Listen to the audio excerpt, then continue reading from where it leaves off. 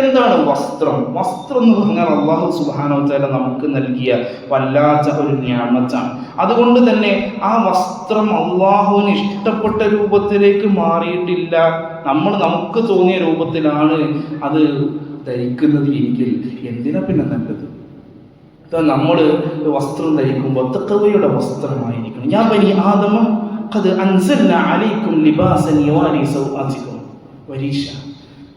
ആദമിന്റെ മക്കളെ, നിങ്ങളുടെ നഗ്നത മറക്കുന്ന വസ്ത്രം, അതുപോലെ തന്നെ അലങ്കാരവുമായിക്കൊണ്ട് നിങ്ങൾക്ക് റബ്ബ് നൽകിയതാണ് വസ്ത്രം. അതുകൊണ്ട് വലിബാസു തഖ്വ ദാലിക ഖൈർ, ഏറ്റവും ഖൈറായിട്ടുള്ളത് ഏതാണ്? തഖ്വയുടെ വസ്ത്രം.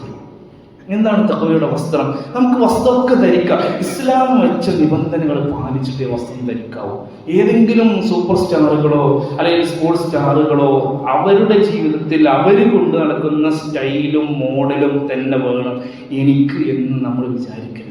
നമ്മളുടെ റോൾ മോഡല് ഏതെങ്കിലും ഒരു സ്പോർട്സ് സ്റ്റാർ അല്ല, ഏതെങ്കിലും ഒരു സിനിമ സ്റ്റാർ അല്ല, അല്ലെങ്കിൽ ഏതെങ്കിലും ഒരു നടനോ നായികയോ അവരുടെ സിനിമകളിലും ഫാഷൻ ഷോകളിലും കാണിക്കുന്ന രൂപമല്ല ഒരു മുസ്ലിമിന്റെ വസ്ത്രം. മുസ്ലിമിന്റെ വസ്ത്രം ലിബാസു തഖ്വ, തഖ്വയുടെ വസ്ത്രമാണ്. മറക്കേണ്ട ഭാഗങ്ങൾ കൃത്യമായി മറച്ച് ആവശ്യത്തിനുള്ള ലൂസൊക്കെയുള്ള അധികം ഇറുകാത്ത രൂപത്തിലുള്ള കൃത്യമായ വസ്ത്രമായിരിക്കണം പുരുഷനും സ്ത്രീകളും ഒക്കെ ധരിക്കേണ്ടത്. ഒരുപാട് കൂടുതൽ ലൂസുള്ളതും എന്നാൽ വളരെ ഇടുങ്ങിയതുമായ വസ്ത്രം ധരിക്കാൻ പാടില്ല. അതുപോലെ തന്നെ പുരുഷൻ സ്ത്രീയുടെ വസ്ത്രങ്ങളോ സ്ത്രീകൾ പുരുഷന്മാരുടെ വസ്ത്രങ്ങളോ ധരിക്കാൻ പാടില്ല. അതെന്താ അങ്ങനെ ചോദിച്ചാൽ, നമ്മളെ സൃഷ്ടിച്ചതും നമുക്ക് വേണ്ടതൊക്കെ ചെയ്തു തന്നതും ഇനി നമ്മളെ നാളെ വിചാരണ ചെയ്യുന്നതും നമ്മളെ സ്വർഗത്തിലേക്കാക്കുന്നതും നമ്മൾ നരകത്തിലേക്കാക്കുന്നതും അല്ലാഹുവാണ്. ആ അല്ലാഹുവിന്റെ നിയമമാണത്. അതുകൊണ്ട് ആ നിയമം അനുസരിക്കുക എന്നതാണ് ഒരു മുഅ്മിനിന്റെ സത്യവിശ്വാസിയുടെ നിലപാടായിട്ടുണ്ടാവേണ്ടത്. അവിടെ പുരുഷന്റെ വസ്ത്രമാണോ അത് നെരിയാണിക്ക് താഴേക്ക് ഇറങ്ങാൻ പാടില്ല. കണങ്കാല് മുതൽ ഞെരിയാണി വരെ പുരുഷന് വസ്ത്രം ധരിക്കാം, അത് അനുവദനീയമാണ്. എന്നാൽ നെരിയാണിക്ക് താഴേക്ക് ഇറങ്ങിയ പുരുഷന്റെ വസ്ത്രം അത് നരകത്തിലാണ്. അള്ളാഹു നോക്കുകയില്ല, റബ്ബവനെ സംസ്കരിക്കുകയില്ല എന്ന് വരെ നമുക്ക് കാണാം. പരലോകത്ത് അള്ളാന്റെ നോട്ടം കിട്ടാത്ത, അള്ളാന്റെ സംസ്കരണം ലഭിക്കാത്ത ഒരവസ്ഥ പരലോകത്ത് വന്നു കഴിഞ്ഞാൽ പിന്നെ എന്തിനാ നല്ലത്? അതുപോലെ തന്നെ സ്ത്രീകളുടെ നേരെ തിരിച്ച, സ്ത്രീകളുടെ വസ്ത്രം ഞെരിയാണിക്ക് മുകളിലേക്ക് കയറാൻ പാടില്ല. സ്ത്രീയുടെ കാല് ഔറത്താണ്, അത് വസ്ത്രം ഞെരിയാണിക്ക് താഴേക്ക് വരണം. അപ്പൊ ചിലരൊക്കെ ചോദിക്കുക, ചെളിയാകൂലെന്ന്. ചെളി ആയാൽ എന്താ? ചെളി നജസല്ലല്ലോ. അതുകൊണ്ട് അല്ലാഹുവും റസൂലും പഠിപ്പിച്ച രൂപത്തിൽ തന്നെ വസ്ത്രം ധരിക്കണം. വല്ലാത്ത ചളിയൊക്കെ ഉള്ള സ്ഥലത്തൊന്നും ഇങ്ങനെ പൊക്കി പിടിക്കുക എന്നല്ലാതെ സ്ത്രീയുടെ വസ്ത്രം നെരിയാണിക്ക് താഴേക്ക് ഇറങ്ങണം, നെരിയാണിക്ക് മുകളിൽ നിൽക്കരുത്. ഇന്ന് സമൂഹത്തിൽ കാണുന്നത് പുരുഷന്റെ നെരിയാണിക്ക് താഴെയും പെണ്ണിൻ്റെത് കയറിയിട്ട് നെരിയാണി കണങ്കാലിന്റെ മധ്യം വരെയൊക്കെ സ്ത്രീകളുടെ വസ്ത്രം കയറുന്ന ഒരവസ്ഥ സുബ്ഹാനല്ലാഹ് ഒരിക്കലും ഉണ്ടാവാൻ പാടില്ല. അതുപോലെ തന്നെ ഹെയർ സ്റ്റൈൽ എന്നുള്ളത് നമ്മൾ പ്രത്യേകം ശ്രദ്ധിക്കേണ്ടതാണ്. എന്താണ്?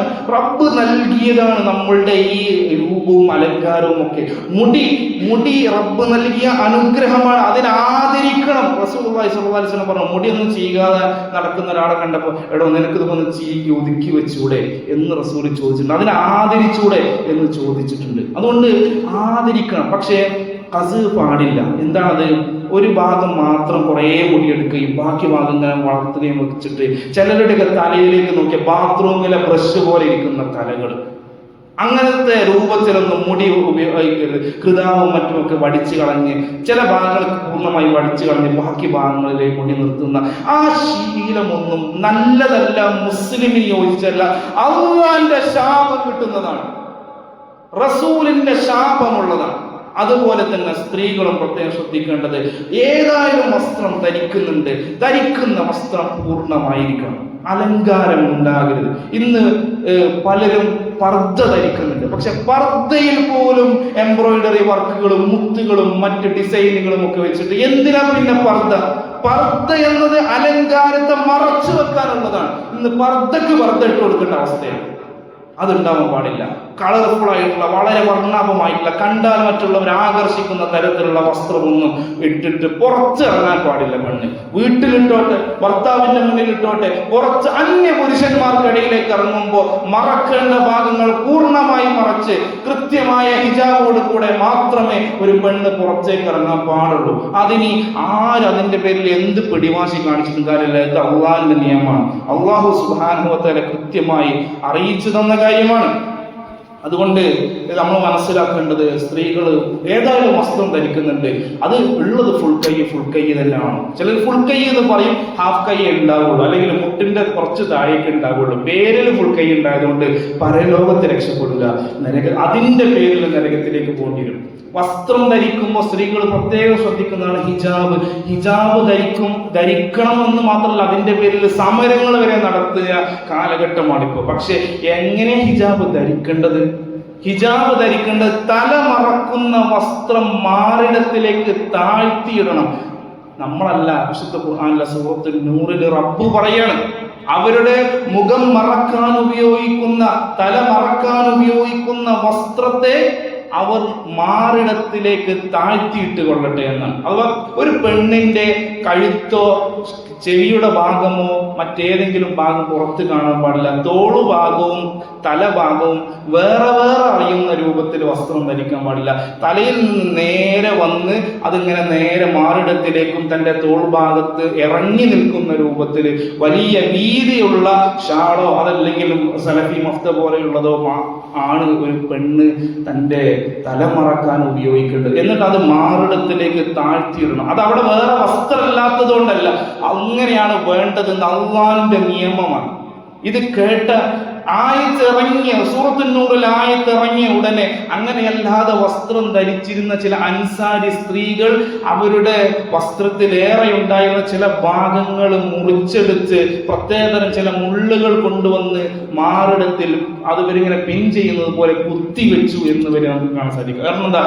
ആയത്തിറങ്ങി, ഇനി നമ്മളത് ചെയ്തില്ലെങ്കിൽ കുറ്റക്കാരാണ് എന്ന് ബോധ്യമുള്ളതുകൊണ്ടാണ് അവരത് ചെയ്തത്. ആ ആയത്ത് എത്ര തവണ നമ്മൾ ഓതിപ്പോകുന്നു സൂറത്തുൻ നൂറിൽ. റമദാനിൽ ഖത്തം തീർക്കും, എന്നിട്ട് പുറത്തിറങ്ങുമ്പോൾ മാറിടം പുറത്തേക്ക് പ്രകടിപ്പിക്കുന്ന രൂപത്തിൽ ഇങ്ങനെ മുഖം തലയിൽ ധരിക്കുന്ന വസ്ത്രം അങ്ങോട്ട് ഇല്ലാത്ത രൂപത്തിൽ കാണുന്നു. അതൊരിക്കലും ശരിയല്ല. തൻ്റെ വീട്ടിൽ തൻ്റെ ഭാര്യയും ഉമ്മയും മക്കളും ഒക്കെ അങ്ങനെയാണ് പുറത്തിറങ്ങുന്നത്, മാന്യതയോടുകൂടെയാണ് എന്ന് പുരുഷന്മാർ ഉറപ്പുവരുത്തുക. പുരുഷന്മാരുടെ കാര്യത്തിലും തൻ്റെ ആൺമക്കളായാലും വീട്ടിലെ മുതിർന്നവരായാലും ചെറിയവരായിരുന്നാലും ഞെരിയാണിക്ക് താഴേക്ക് വസ്ത്രം ഇറക്കുന്ന ഒരവസ്ഥ ഉണ്ടാകരുത്. അതുപോലെ തന്നെ ഓവർ ലൂസുള്ള വലിയ ബാഗി പാൻറ്റുകളും മറ്റുമൊക്കെ അതൊന്നും ഇസ്ലാമിക സംസ്കാരത്തിനോട് യോജിച്ചതല്ല. എന്നാൽ വളരെ ഇടുങ്ങിയതായ സ്കിൻ ഫിറ്റ് പോലെയുള്ള അതും നമുക്ക് വേണ്ട. എന്തൊരു മാന്യതയിൽ മിതത്വം പാലിച്ച് വസ്ത്രം ധരിച്ചാൽ പക്ഷെ പലരും അതൊന്നും ശ്രദ്ധിക്കുന്നില്ല എന്നത് കുറച്ച് ഗൗരവമുള്ള കാര്യമാണ്. റബ്ബ് അത്തരം നമ്മൾ അശ്രദ്ധയിലായിക്കൊണ്ട് ചെയ്ത നോമ്പിന്റെയും നൽകിയ സ്വതക്കയുടെയും നൽകിയ സക്കാത്തിന്റെയും ഒക്കെ ഒരു പ്രതിഫലം നഷ്ടപ്പെടുത്തുന്ന അത്തരം കർമ്മങ്ങളിൽ നിന്ന് നമ്മൾ വിട്ടുനിൽക്കണം. റബ്ബ് തൗഫീഖ് നൽകി അനുഗ്രഹിക്കുമാറാവട്ടെ.